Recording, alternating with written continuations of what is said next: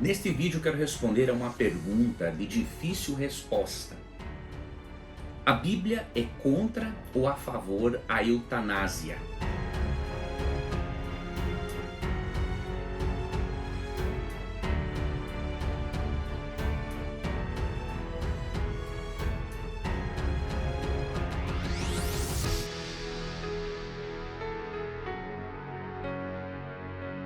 Este é um assunto que diz respeito à ética cristã. Então, se você quiser se aprofundar no tema da perspectiva cristã, eu lhe recomendo primeiramente alguns livros. Existem muitos, mas eu tenho aqui alguns livros sobre essa disciplina ética cristã que trata deste e outros assuntos polêmicos. Tá? O primeiro livro é este de Alan Pallister, Ética Cristã Hoje, Vivendo um Cristianismo Coerente em uma Sociedade em Mudança Rápida, da Shed Publicações. Um outro livro sobre ética muito interessante é este aqui, Os Cristãos e as Questões Éticas da Atualidade, um guia bíblico para pregação e ensino. Além de respostas, o autor, Walter Kaiser, ele disponibiliza esboços de sermões sobre esses assuntos da área ética, né? Talvez você não concorde com tudo o que os autores dizem, né? Mas em sua maioria, na maioria dos temas abordados, eles são sim bem bíblicos, então vale a pena esse tipo de livro. Então eu te indiquei esses dois livros porque eles dizem respeito a esse tipo de assunto, tá? A eutanásia, pena de morte, o uso de recursos genéticos, né, para a procriação, aborto, tudo isso tem a ver com a disciplina da ética cristã. Bom, vamos então falar de eutanásia. Primeiro, o que significa esta palavra? Muitos sabem, mas eu preciso, obviamente, dizer novamente, porque há outros internautas que talvez não o saibam, né? Você está vendo aí no slide que a palavra eutanásia, ela vem de duas palavras gregas. A palavra eu, que significa bom ou fácil, e também vem de thanatos ou thanatos, que significa morte. Por isso, o significado de eutanásia seria boa morte ou morte fácil. Só que tem um detalhe, como você pode ver no slide. À luz da Bíblia, nós cristãos não cremos que a morte seja boa ou fácil. Afinal, em 1 Coríntios 15, 26, a morte é chamada de nossa inimiga. E a Bíblia diz que a morte é o último inimigo a ser destruído. Então, só essa observação para nós entendermos que o termo eutanásia, apesar de significar boa morte ou morte fácil, nós não concordamos, diríamos assim, com o termo em si mesmo. Quais são os tipos de eutanásia? Depois de apresentar os tipos de eutanásia, eu vou apresentar para você os princípios bíblicos para você apoiar, obviamente, a sua opinião a respeito do assunto, tá? Então veja esse próximo slide. Na eutanásia voluntária passiva, a equipe médica apenas deixará a natureza seguir seu curso, isso a pedido do paciente. O médico não fará nada para apressar a morte da pessoa, mas proverá cuidado, conforto e conselho.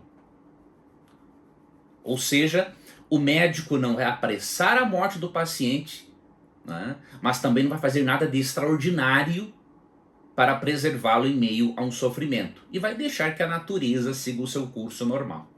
Tá? Já a eutanásia voluntária ativa, nesse caso, o paciente pede ao médico a aplicação de uma injeção letal, por exemplo. Só que há um detalhe, né? A pessoa não tem um juízo perfeito para tomar esse tipo de decisão, pois ela tem variações de humor diante da possibilidade da morte, algo natural. Tá? Então, esta segunda aqui nós já podemos descartar totalmente, né, do ponto de vista bíblico, tá? E de acordo com os princípios que eu vou lhe mostrar depois. Um deles, soberania de Deus sobre a vida e providência divina. Eu vou lhe explicar depois.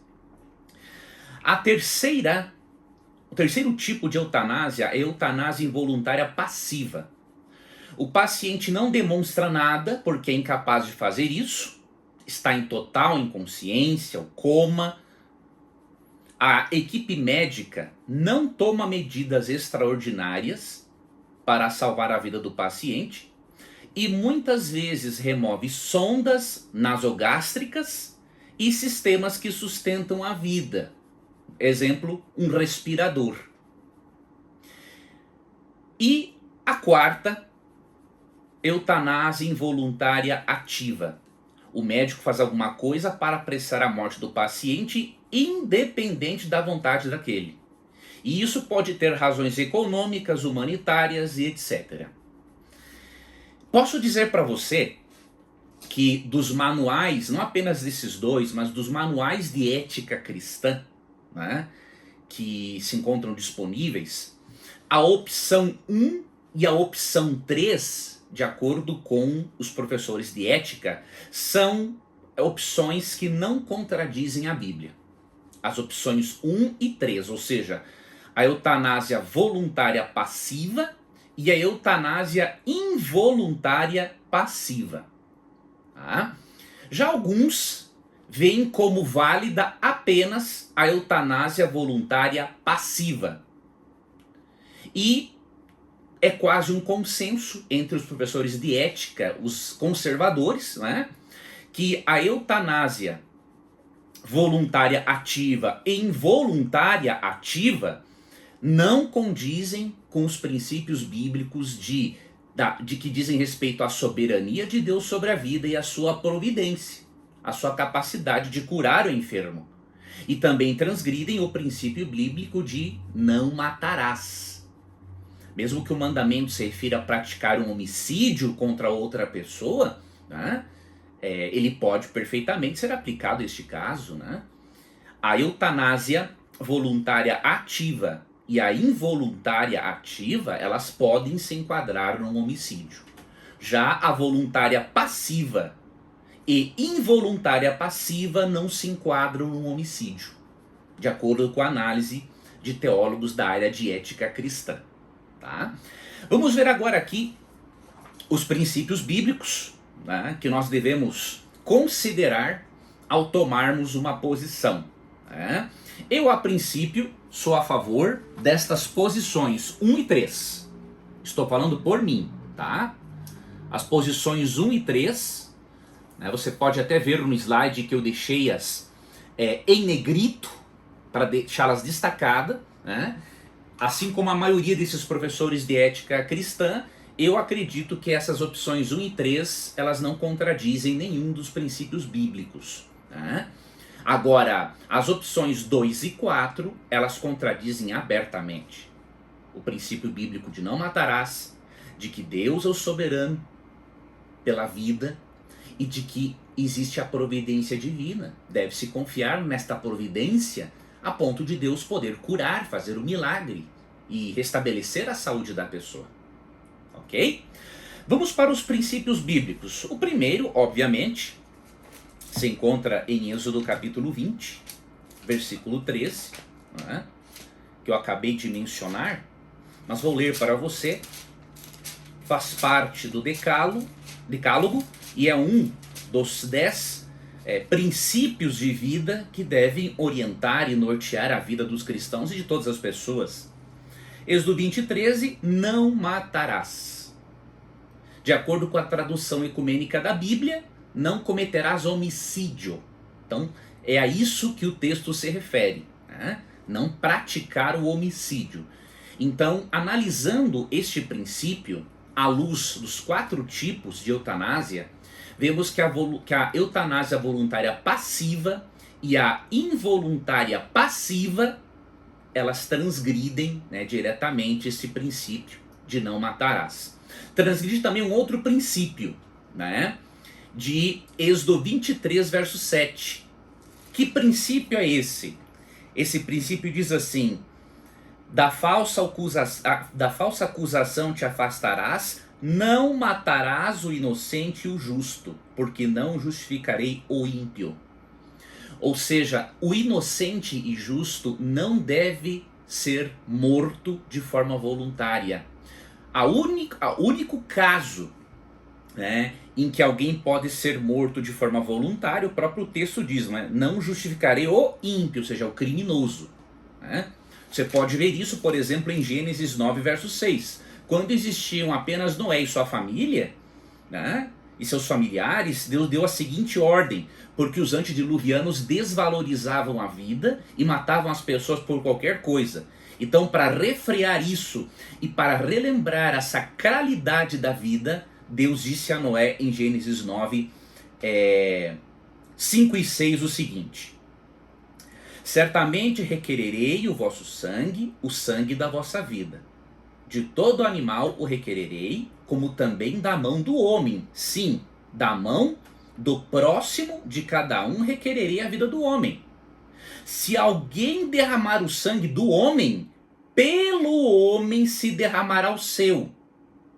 Porque Deus fez o homem segundo a sua imagem. Então, como a vítima é a imagem e semelhança de Deus, destruir esta imagem é algo tão profano que Deus requer que o homicida seja morto.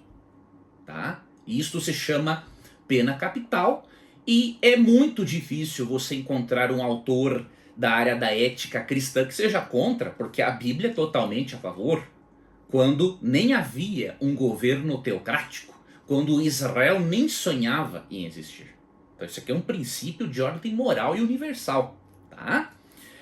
Então, a eutanásia transgrediria este princípio de que o inocente e o justo não pode morrer, não deve morrer, tá? Então por isso que nós não apoiamos a eutanásia voluntária ativa e nem a eutanásia involuntária ativa, tá ok?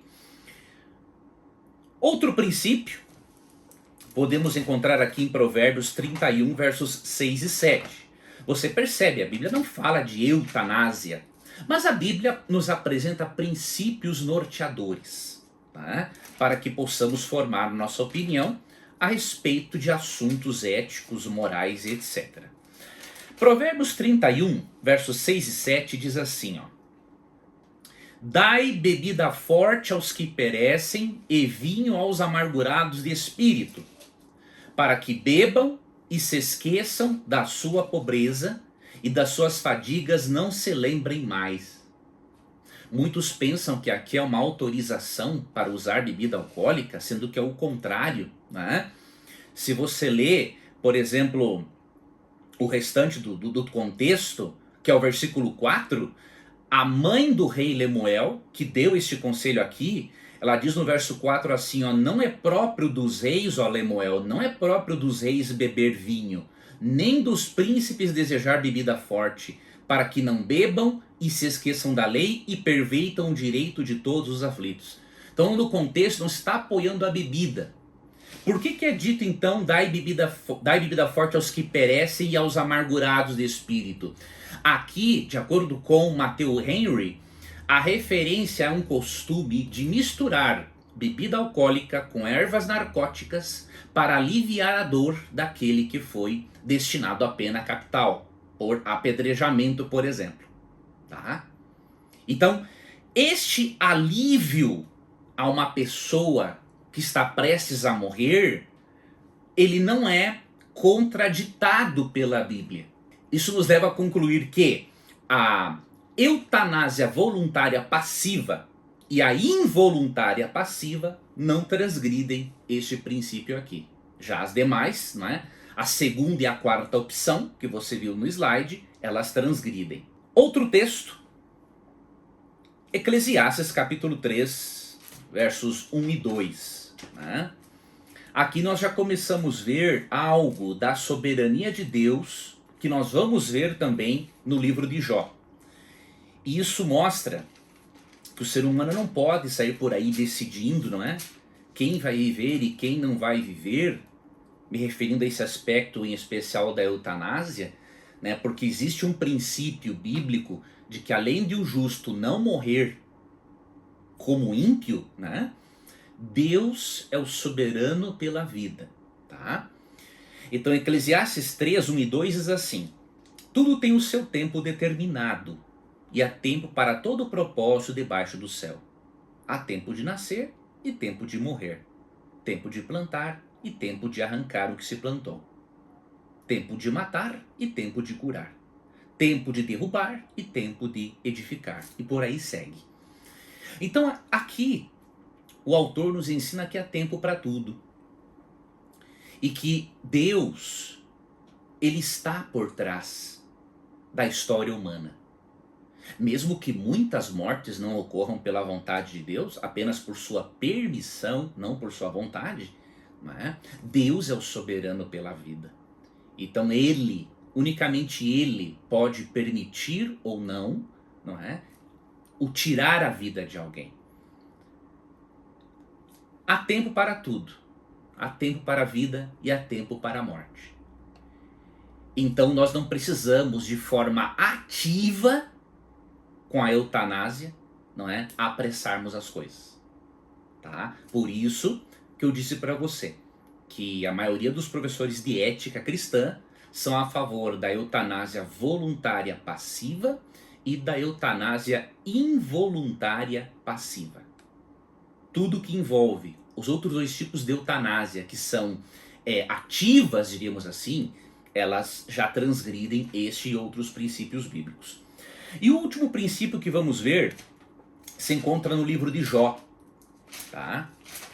No livro de Jó, no capítulo 14, nós vemos uma revelação muito importante, um princípio que pode nortear-nos em relação a este assunto. Eu vou ler dos versos 1 ao 5, tá? Que é o princípio da soberania de Deus sobre a vida humana.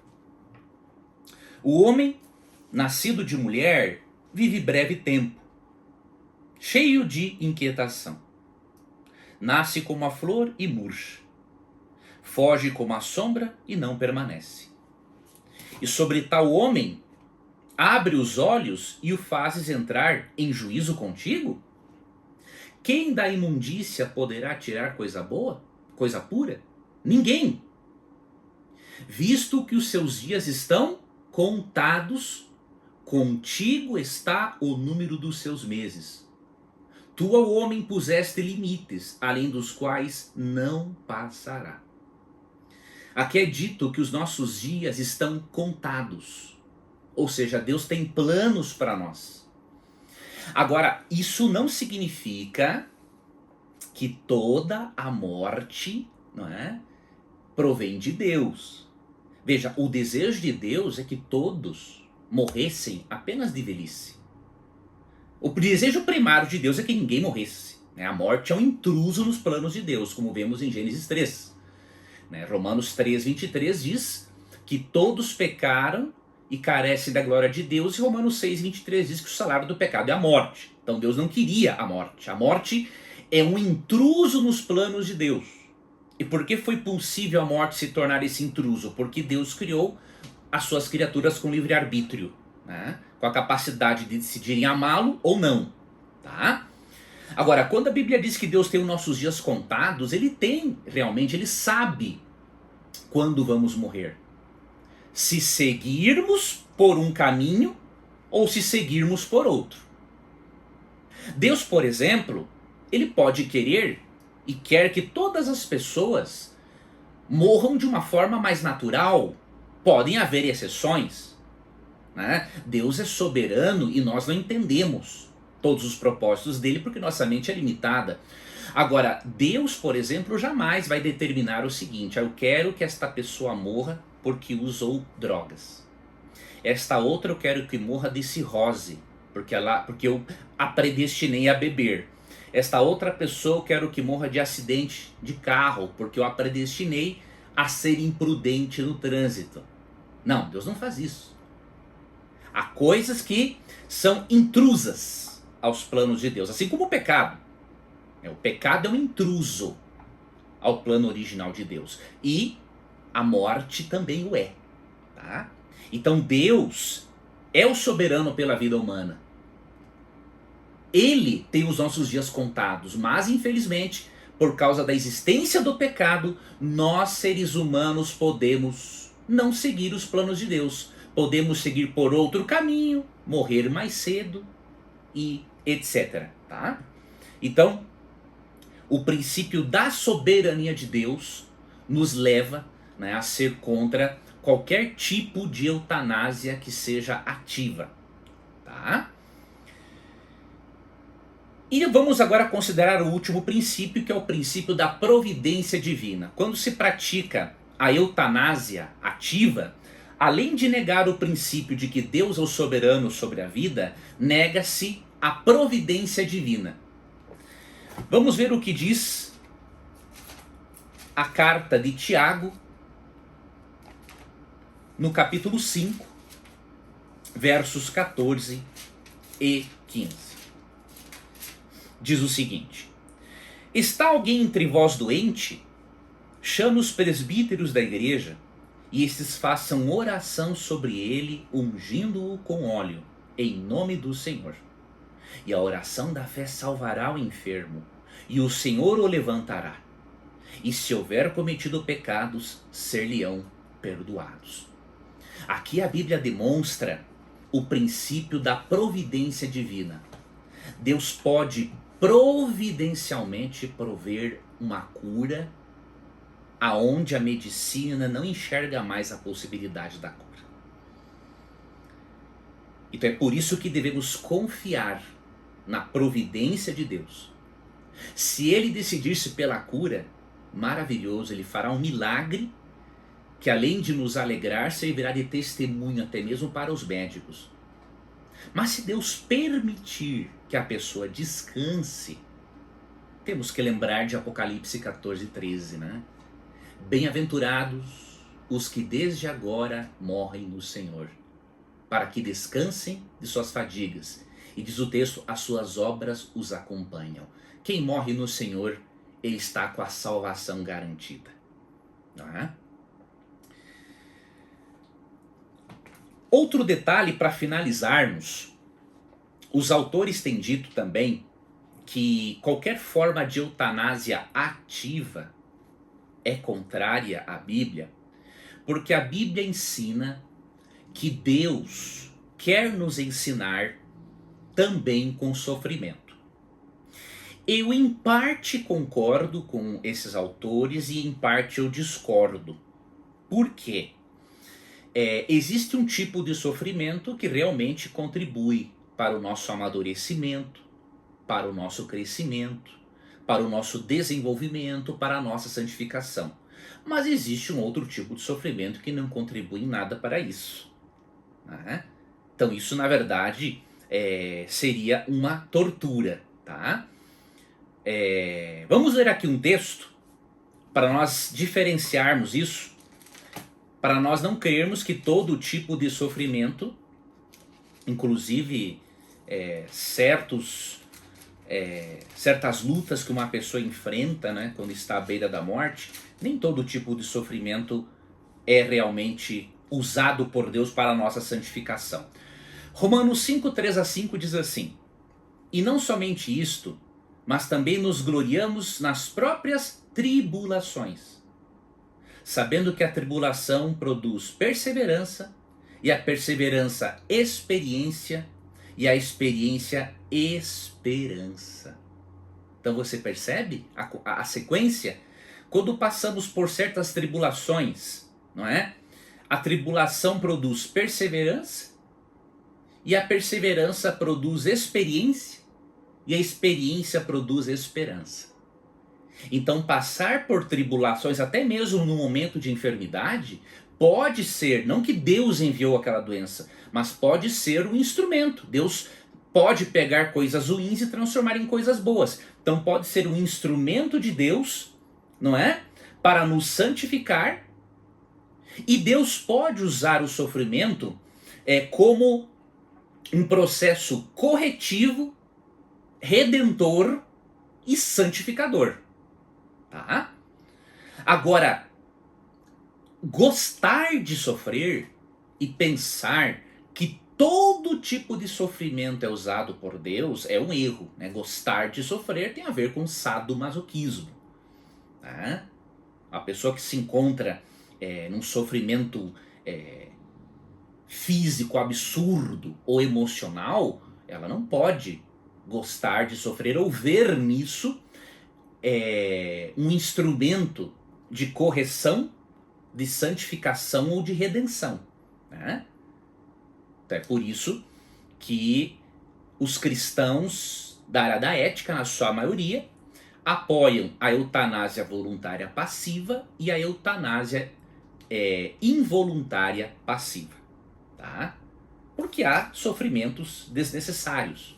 Agora, há outros que realmente são necessários. Quer ver algum outro texto? Tiago capítulo 1, versos 2 a 4. Meus irmãos, tende por motivo de toda alegria ao passardes por várias provações, sabendo que a provação da vossa fé, uma vez confirmada, produz perseverança. Ora, a perseverança deve ter ação completa, para que sejais perfeitos e íntegros e em nada deficientes. Então aqui é dito, né, que as provações podem fortalecer a nossa fé, a nossa perseverança e contribuir para a nossa santificação. É por isso, né, que quando a pessoa está no leito da doença, ela pode, sim, dependendo do nível, do tipo ou do grau de dor que ela tem, ela pode ter a capacidade de refletir e tirar lições para ela, para o seu crescimento, para a sua salvação, para a sua santificação. Ok? E um último texto que eu vou ler para você está em 2 Coríntios 4, 16 e 17. Eu fiz questão de ler esses textos para você ter aí textos suficientes para formar a sua opinião, reforçá-la ou mudá-la à luz da palavra de Deus. 2 Coríntios 4, 16 e 17 diz assim: por isso não desanimamos. Pelo contrário, mesmo que o nosso homem exterior se corrompa, contudo, o nosso homem interior se renova de dia em dia. Porque a nossa leve e momentânea tribulação produz para nós eterno peso de glória acima de toda a comparação. Então aqui Paulo diz, não é, que nós não devemos nos desanimarmos, porque enquanto o homem exterior se corrompe, o homem interior, ou seja, a natureza espiritual, ela se renova a cada dia pela atuação do Espírito Santo em nós, né? E aí ele diz assim, que a leve e momentânea tribulação pela qual passamos, ela nem pode ser comparada ao eterno peso de glória que nos aguarda após a segunda vinda de Cristo. Então você percebe, Deus não prometeu nos livrar de tribulações e de sofrimentos, inclusive por meio das doenças. Mas Ele prometeu estar conosco em todos os momentos. Isso Ele prometeu.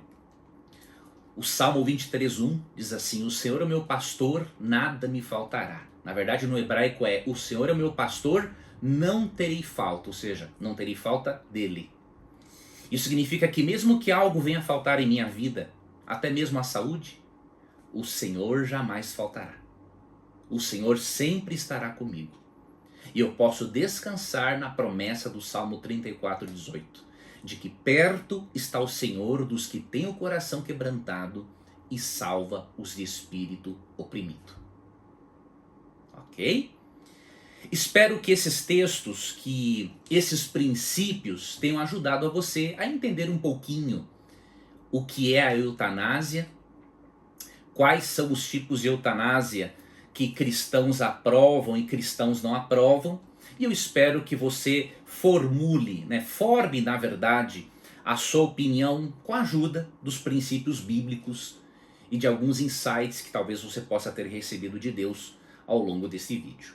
Tá bom? Esse é um assunto polêmico. Obviamente, várias pessoas discordam em relação a certos aspectos, mas lembre-se que em matéria de ética cristã, nós precisamos ir até a Bíblia para buscar princípios orientadores e norteadores para formarmos a nossa opinião. E não se esqueça do Salmo 41, verso 3. Esse deve ser um outro texto bíblico a nortear a sua análise, não é? E a sua opinião. O Salmo 41, 3 diz assim: o Senhor o assiste no leito da enfermidade, na doença tu lhe afofas a cama. Que você creia nisso, que você tenha convicção disso, e que Deus proveja. Que você creia nisso, que você tenha convicção nisso, e que Deus lhe proporcione a cura que você precisa, e se Ele não o fizer, que Ele lhe dê o conforto e a certeza de que Ele não dirige a nossa vida, ou a vida de um querido nosso, de um modo contrário que nós mesmos gostaríamos, se pudéssemos ver o fim desde o princípio como Ele. Que Deus te abençoe, um forte abraço e até um próximo estudo.